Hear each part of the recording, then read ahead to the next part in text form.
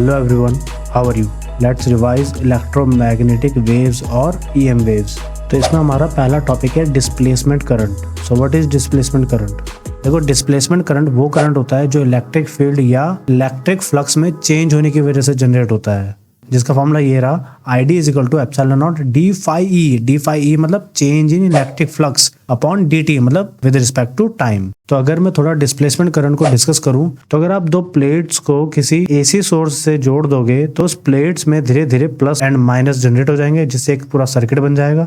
और उस प्लेट के बीच में जब आप कोई मैग्नेटिक नीडल रखते हो तो उस मैग्नेटिक नीडल में एक डिफ्लेक्शन होता है, एंड उस मैग्नेटिक नीडल में डिफ्लेक्शन होने की वजह है डिस्प्लेसमेंट करंट। बिकॉज आपने सुना होगा कि जब एक वायर में इलेक्ट्रिक करंट फ्लो करता है तो वो अपने चारों तरफ एक मैग्नेटिक फील्ड को जनरेट करता है, क्योंकि change in electric field produces magnetic field and change in magnetic field produces electric field. ये दोनों एक दूसरे को जनरेट कर सकते हैं अगर इनका नेचर चेंजिंग है, तो मतलब कि नॉन यूनिफॉर्म है। तो आई होप आपको डिस्प्लेसमेंट करंट समझ में आ गया होगा। नेक्स्ट है इलेक्ट्रोमैग्नेटिक वेव्स। देखो, इलेक्ट्रोमैग्नेटिक वेव क्या होता है, इसके नाम में ही सब कुछ है। इलेक्ट्रो मतलब इलेक्ट्रिक फील्ड, मैग्नेटिक मतलब मैग्नेटिक फील्ड, मतलब कि वो वेव जो इलेक्ट्रिक फील्ड का ऑसिलेशन एंड मैग्नेटिक फील्ड के ऑसिलेशन से मिलकर बनी है, उसे इलेक्ट्रोमैग्नेटिक वेव कहते हैं।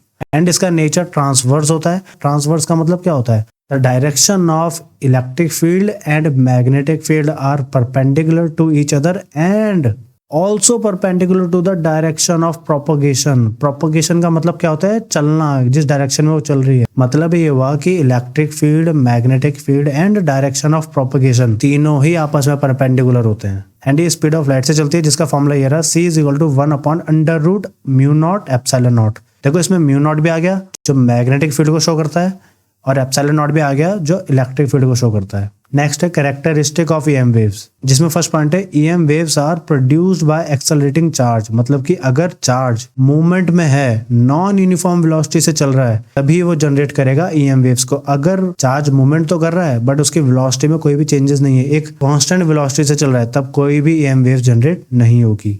नेक्स्ट है EM waves do not require any medium for propagation. मतलब कि EM वेव्स को किसी भी मीडियम की जरूरत नहीं होती चलने के लिए। जैसे सूरज की जो लाइट आती है वो EM वेव्स का सबसे अच्छा एग्जांपल है। सूरज की लाइट कहाँ से आती है? हमारी अर्थ पर। बीच में कोई भी मीडियम नहीं होता, तब भी वो यहाँ तक पहुंच गई, because it does not require any medium for propagation.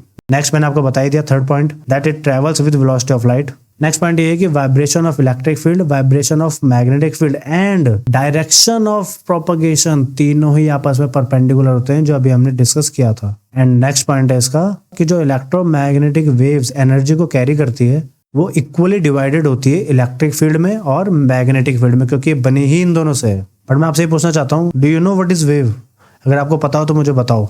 Next point है इलेक्ट्रोमैग्नेटिक स्पेक्ट्रम। देखो, स्पेक्ट्रम कुछ नहीं होता, एक अरेंजमेंट होती है अकॉर्डिंग टू देयर वेवलेंथ और फ्रीक्वेंसी, जिसको हम इंक्रीजिंग ऑर्डर या डिक्रीजिंग ऑर्डर में लगाते हैं तो इलेक्ट्रोमैग्नेटिक स्पेक्ट्रम बन जाता है। I hope you got it. तो कुछ इलेक्ट्रोमैग्नेटिक वेव्स देख लेते हैं। फर्स्ट हमारी रेडियो वेव्स, जिसकी फ्रीक्वेंसी ये रही, और इसके यूजेस देख लो क्या है। एक तो टेलीविजन में यूज होता है इसका, FM रेडियो में यूज होता है, और जो सेल्यूलर फोन्स आप यूज करते हो फोन करने के लिए, उसमें यूज होता है।